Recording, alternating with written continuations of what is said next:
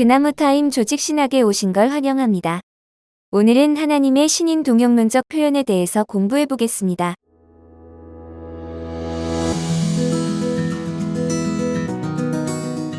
성경에 보면 여호와 하나님이 눈으로 보시고 우리의 기도를 들으시고 그 팔로 붙드신다는 표현들이 나오잖아요.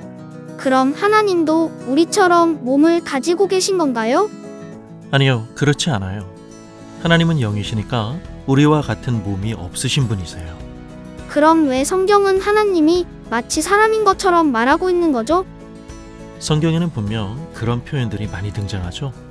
비근한 예로 모세는 하나님의 등을 본 것처럼 기술된 부분도 있고요. 먼저 하나님은 그 본질이 영이시기 때문에 우리 몸과 같은 눈, 귀, 손 등등 이런 신체 기관이 없으신 분임을 분명히 하고 이야기를 시작할 필요가 있습니다. 우리가 앞에서도 공부했듯 만약 하나님이 몸을 가지고 계신 분이라면 그분의 절대적인 속성들인 불변성, 자존성, 영원성과 충돌하게 됩니다. 여러분 한번 생각해 보세요. 몸의 특징이 뭔가요? 성장하잖아요. 이 말은 변한다는 말입니다. 우리가 8, 90년의 인생을 살아가면서 모태로부터 가지고 태어났던 원래의 세포와 뼈를 그대로 가지고 평생을 사는 사람은 이 세상에 단 한 사람도 없습니다. 생명의 기본 단위인 세포도 그렇고 우리 몸의 뼈도 그렇고요. 생성, 발전, 분열, 쇠퇴의 과정 속에서 끊임없이 변합니다. 만약 하나님도 몸을 가지고 계시다면 하나님 또한 인간과 마찬가지로 끊임없이 변하는 분이 되시겠네요? 아니죠. 그런데도 성경에는 하나님에게 마치 몸이 있는 듯이 표현하는 구절이 적지 않은 것이 사실입니다.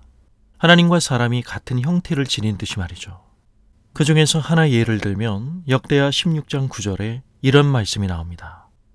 여호와께서는 그 눈으로 온 땅을 살피셔서 전심으로 주께로 향하는 이들을 힘있게 해주십니다. 하나님은 영이시기에 눈이 없으시지만 하나님이 마치 우리와 같은 눈을 가지고 보는 듯이 표현하는 구절입니다. 이것을 신인 동영론적 표현이라고 하는데, 즉 하나님과 관련하여 언급된 신체 기관은 비유적 표현입니다. 하지만 이런 표현 방식을 사용한 이유는 상당한 메시지를 가지고 있습니다. 그것은 우리로 하여금 하나님과 그분의 하시는 일을 더 잘 알 수 있게끔 인간의 형태를 빌어 묘사한 것이기 때문입니다. 이런 이미지들에 의해 우리가 하나님의 일하심을 생생하게 이해하게 하기 위함입니다. 여호와의 손과 기도 마찬가지입니다.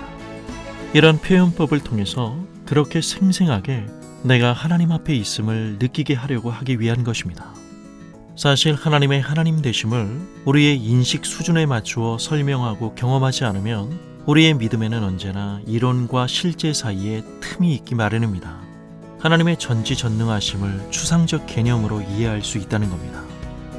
하나님의 역사를 얘기로만 들어봤지 직접 목격하지 못한 인생을 향하여 우리 삶에 개입하시고 도우시는 하나님을 마음 깊이 새길 수 있도록 하나님 자신을 생생하게 설명하시는 것이 바로 신인 동영론적 표현인 것입니다.